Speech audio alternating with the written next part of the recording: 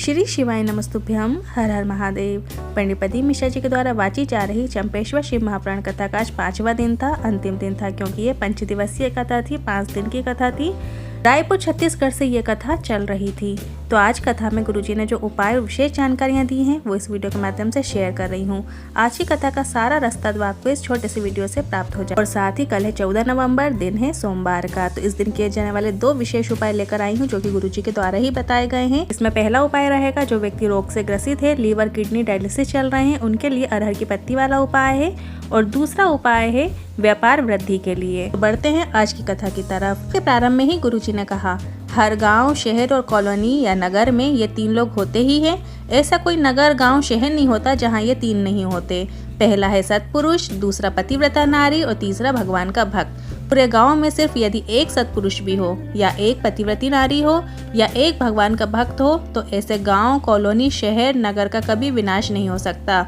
वो क्षेत्र हमेशा फलता फूलता रहता है। कथा की दूसरी जानकारी। गुरुजी ने कहा, उनसे एक माता ने कहा, मेरे साथ कोई भी नहीं है, मैं अकेले भजन कैसे करूं? तो गुरुजी ने कहा, जब हम भजन करने बैठते हैं तो हमारे हाथ में जो 108 मनके की माला हमारे साथ होती है।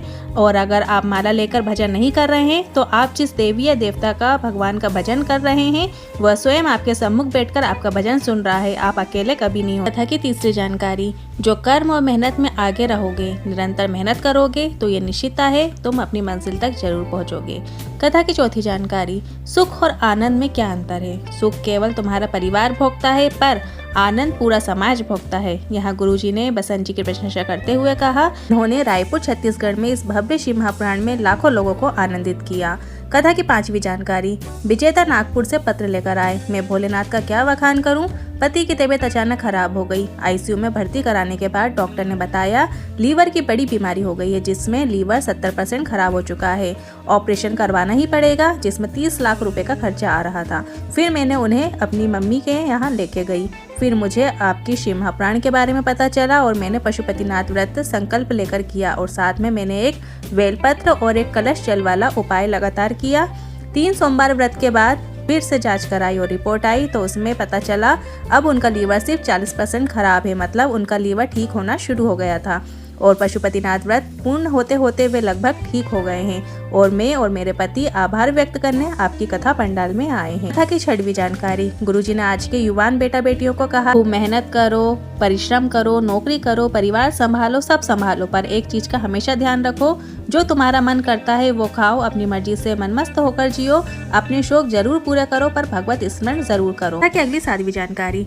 24,000 श्लोक की शिव महापुराण की कथा है। आप गीता प्रेस की शिव महापुराण लेकर पढ़ें। उसमें कभी भी नहीं लिखा कि भोलेनाथ नशा करते हैं या उन्हें नशा करना पसंद है। किसी भी पुराण, भागवत, शिव महापुराण, रामायण, कहीं पर भी नहीं लिखा था कि शिव शंकर को भांग पसंद है, नशा पसंद है। इसके बाद गुरुजी ने बताया, ये तो नशा करने वाले लोगों ने भोलेनाथ का नाम बदनाम करके रखा है। कथा की 8वीं जानकारी। गुरुजी ने सभी युवान लोगों से कहा, ये भांग, गांजा और जो मदिरा का नशा है कोई नशा नहीं है। अगर नशा करना ही है तो भगवान की भक्ति का नशा करो। ये कथा पंडाल में देखो कितने लोग भगवान की भक्ति का नशा करके बैठे हैं। करना है तो ऐसा नशा करो। कथा की अगली 9वीं जानकारी। संस्कार धानी जबलपुर से पत्र लेकर आई। गुरुजी, मैं 12 वर्षों से शुगर, बीपी और अन्य बीमारियों से पीड़ित हूँ। गुरुजी, मैंने दिल्ली, इंदौर, नागपुर, जबलपुर में इलाज कराया, फिर भी अच्छी रिपोर्ट नहीं आती थी। इसके बाद मैंने लगातार शिव महापुराण की कथा सुनने लगी। मैंने पशुपतिनाथ व्रत के बारे में भी सुना था और मैं रोज एक कलश जल शिवलिंग पर अर्पित करती हूँ। रोज एक बेलपत्र शिवलिंग पर चढ़ाकर औषधि रूप में प्राप्त करके वहीं शिव मंदिर में शिवलिंग के सामने उस बेलपत्र को खाना शुरू किया। इसके कुछ दिन बाद फिर से मैं सभी जांचें कराई तो बीपी, शुगर अब नॉर्मल हो गया है। कथा की अगली 10वीं जानकारी। गुरुजी ने सभी से कहा, हम एक बात पूछना चाहते हैं कि क्या आप 15 दिन में से एक बार खाना खाते हो क्या? भले ही थोड़ा सा खाओ पर रोज खाना पड़ता है, तभी तो रोज शरीर चलेगा। अर्थात भोजन भी रोज जरूरी है, रोज भगवत भजन जरूरी है। मैंने 15 दिन या 1 महीना जल चढ़ा लिया, कुछ नहीं हुआ, बंद कर दूं, ऐसा नहीं करना है। रोज भोलेनाथ की चौखट में जाओ, रोज दरबार में, द्वार में जाओगे तो ये निश्चित है कि वो आज नहीं तो कल सुनेगा जरूर। मेरे मंदिर में आना मेरा काम है, मेरी बिगड़ी बनाना तेरा काम है। कथा की अगली 11वीं जानकारी। एक माताजी ने मैसेज भेजा है सीहोर की आपने भीड़ ज्यादा होने में बोला था, कथा में मत आओ, और हम जो 6 महीने से रुद्राक्ष का इंतजार कर रहे हैं उसका क्या। इसके बाद गुरुजी ने हाथ जोड़कर बोलते हैं, निवेदन करते हैं कि क्षमा चाहता हूँ मेरी माताओं से, मेरी बहनों से कि हम व्यवस्था ही नहीं कर पा रहे हैं, नहीं तो अभी तक रुद्राक्ष वितरण जरूर शुरू कर देते।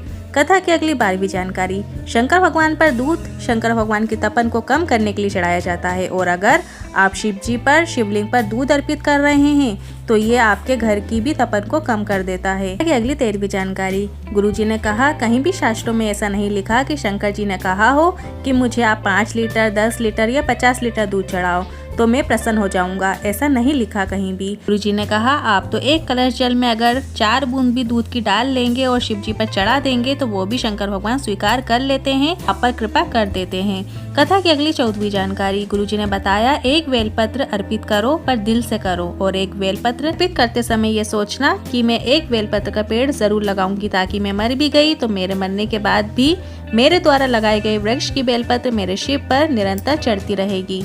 कथा की अगली 15वीं जानकारी। अगर आपको सपने में सांप दिख रहे हैं तो आपको एक पान के पत्ते में या पीपल के पत्ते में नागेश्वर महादेव का नाम स्मरण करते हुए एक नाग की आकृति चंदन से बना लीजिए, और शंकर जी की 5 पुत्री जया, विशेरा, सामरीवारी, दोतली और देव का स्मरण करते हुए पीपल का पत्ता या पान का पत्ता जो भी आपने लिया है उसे बहते हुए पानी में विसर्जित कर दीजिए। करते हैं कल 14 नवंबर दिन है सोमवार का, तो इस दिन किए जाने वाले 2 विशेष उपाय लेकर आई हूँ। ये भी गुरुजी के द्वारा ही बताए गए हैं उनकी पिछली कथाओं में।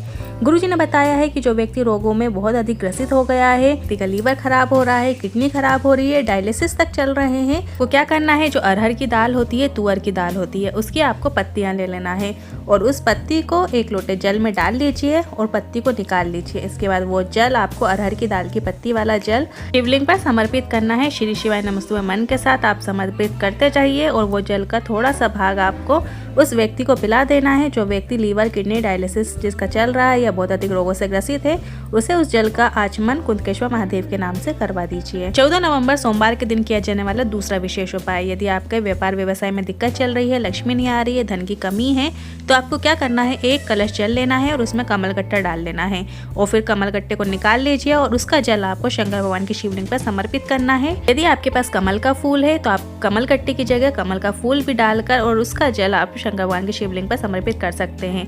यह धन लक्ष्मी को खींचता है और व्यापार वृद्धि कराता है। ये आज की कथा की 15 जानकारी और सोमवार के 2 विशेष उपाय। यदि आपको वीडियो थोड़ा भी उपयोगी लगा हो तो वीडियो को लाइक करके कमेंट बॉक्स में हर हर महादेव जरूर टाइप कीजिएगा।